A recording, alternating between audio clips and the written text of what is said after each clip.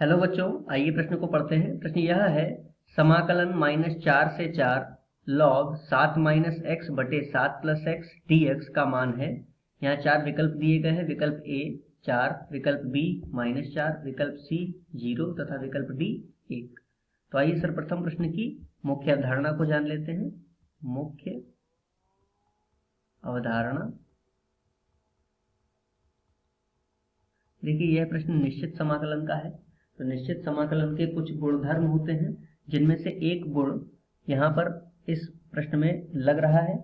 देखिए, वह गुण क्या है कि यदि हमें कोई फलन दे रखा है f(x), जिसका हमें समाकलन करना है और हमारी सीमाएं हैं -a से a, इस प्रकार से यदि है तो उसके दो मान हो सकते हैं। एक तो यह हो सकता है कि उसका मान हो जाए 0 से a और बाहर 2 f(x). यदि हमारा फलन कैसा होगा, सम फलन होगा, ठीक है। और या फिर होगा इसका मान 0 यदि हमारा फलन कैसा होगा, विषम फलन होगा। अब यहाँ पर बात आती है कि सम फलन और विषम फलन क्या होते हैं। तो देखिए, यदि f माइनस एक्स का मान हम निकालें और वो fx के बराबर आ जाए तो यह एक प्रकार का सम फलन कहा जाएगा, सम फलन। और यदि हम f माइनस एक्स का मान प्राप्त करें और वह -fx के बराबर आ जाए तो वह विषम फलन होगा।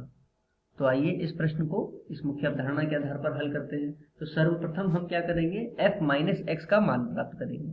देखिए, हमें इस प्रश्न में फलन क्या दे रखा है, फलन दे रखा है fx बराबर log 7 माइनस एक्स बटे 7 प्लस एक्स, 7 माइनस एक्स बटे 7 प्लस एक्स। तो सर्वप्रथम हम क्या करेंगे, f माइनस एक्स का मान प्राप्त करेंगे। तो देखिए हमें क्या प्राप्त होता है, log 7 माइनस एक्स की जगह पे कितना रखेंगे, माइनस एक्स, तो ये हो जाएगा प्लस एक्स, बटे में 7 प्लस एक्स की जगह रखेंगे माइनस एक्स, तो ये हो जाएगा माइनस एक्स। तो हमें क्या प्राप्त हो रहा है, log 7 प्लस एक्स बटे 7 माइनस एक्स। अब हम जानते हैं कि लघुगणक में log m बटे n किसके बराबर होता है। यदि हम माइनस बाहर ले लें तो ये किसके बराबर हो जाता है, log n बटे m के। मतलब जो उल्टा कर देंगे हम, m बटे n था, इसको n बटे m करना है तो माइनस आगे आ जाएगा। तो यहाँ पर भी यदि हम लिखें तो माइनस log, इसको क्या लिख सकते हैं, 7 माइनस एक्स ऊपर आ जाएगा और ये 7 प्लस एक्स नीचे आ जाएगा। अब देखिए, ये जो मान है log 7 प्लस माइनस एक्स बटे 7 प्लस एक्स, ये प्रश्नानुसार किसका मान है, fx का। तो यहाँ पर क्या आ गया, माइनस fx।